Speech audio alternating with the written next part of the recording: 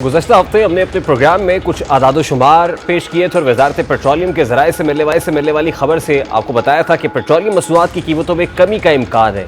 ये खबर अब हकीकत बनती दिखाई दे रही है। आवाम के लिए खुशखबरी है कि पेट्रोलियम मसनूआत की कीमतों में तकरीबन 18 से 20 रुपये की मजीद कमी मुतवक्के है, जिससे पेट्रोल की कीमत कम से कम 270 रुपये से नीचे आने का इम्कान है। निगरान हुकूमत ने आखिरी जायजे में 16 ता 31 अक्टूबर के लिए पेट्रोल की फी लीटर कीमत 40 रुपये कम करके 283 रुपये 38 पैसे और हाई स्पीड डीजल की कीमत 15 रुपये कम करके 303 रुपये 18 पैसे फी लीटर कर दी थी। लेकिन अब खबर है कि अगर हुकूमत पेट्रोलियम लेवी में मजीद इजाफा नहीं करती तो हाई स्पीड डीजल यानी HSD की कीमत में तकरीबन 5 से 6 रुपये फी लीटर कमी का इम्कान है, जबकि पेट्रोल तकरीबन 18 रुपये फी लीटर सस्ता हो सकता है। गुज़श्ता 15 रोज में डॉलर के मुकाबले में रुपए की कदर में तकरीबन 3 रुपये का इजाफा हुआ है और इस दौरान आलमी मार्केट में डीजल की औसत कीमत में तकरीबन $1.3 फी बैरल कमी आई है, जबकि पेट्रोल की कीमत में तकरीबन $3.5 फी बैरल का इजाफा हुआ है।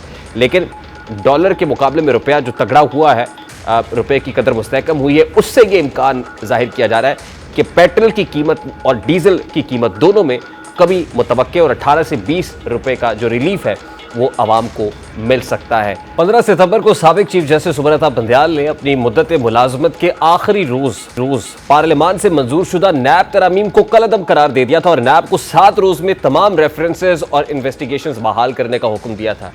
सुप्रीम कोर्ट के इस फैसले के बाद मुख्तलिफ सियासतदानों, ब्यूरोक्रेट्स और ताजरों में तशवीश पाई जाती थी। हुकूमत को भी सुप्रीम कोर्ट के फैसले पर संगीन एतराज़ात थे और इस दौरान प्रैक्टिस एंड प्रोसीजर एक्ट के फैसले के बाद अपील का हक मिलने पर हुकूमत को एक मौका मिला कि वो इन कलअदम करार दिए जाने वाले जो तरामीम है उनके फैसले को पर एक अपील कर सके, उसको चैलेंज कर सके। हुकूमत ने भी कुछ देर से ही सही लेकिन इस फैसले को चैलेंज कर दिया, जिस पर अब कल समाअत होनी है।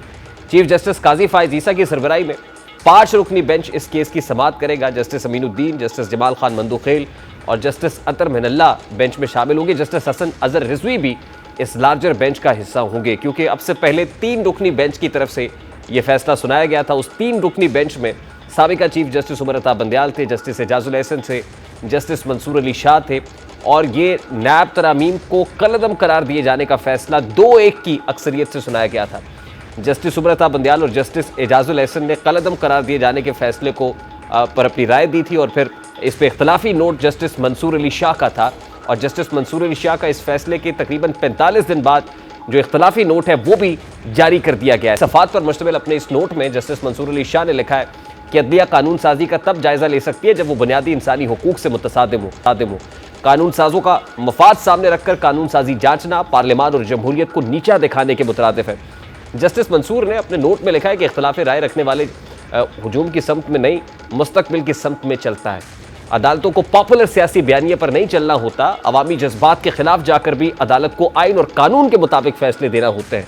उन्होंने अपने इख्तलाफी नोट में लिखा कि इदारों के दरमियान तवाज़ुन उसी सूरत कायम रह सकता है जब एहतराम का बाहमी ताल्लुक हो। पार्लियामानी निज़ाम में अदलिया को एग्जेक्टिव या फिर मुकर्रना के मुखालिफ के तौर पर नहीं देखा जाता। अदलिया को उस वक्त तक तहम्मुल का मुजाहरा करना चाहिए जब तक आईनी हुदूद की खिलाफ वर्जी ना हो। जस्टिस मंसूर अली शाह ने अपने नोट में यह भी लिखा कि दरखास्त गुजार नैब तरामीम को अवामी मफाद के बरक्स साबित करने में नाकाम रहा। मैं आइन के आर्टिकल 8 क्लॉज 2 के पेश नज़र दरखास्त को मेरिट्स पर ना होने पर खारिज करता हूँ। फाजिल जज ने अपने नोट में यह भी लिखा है कि पार्लियामान के बनाए तमाम कवानीन बिलाखिर किसी न किसी अंदाज में बुनियादी हुकूक तक पहुँचते हैं। नैब कानून के तहत जजेस और फौजी अफसरान का एहतसाब हो सकता है। केस की 50 समाअतों पर सवाल किया कि क्या फौजी अफसरान और जजेस का एहतसाब हो सकता है। फौजी अफसरान और जजेस भी नैब तरामीम के तहत काबिल एहतसाब हैं।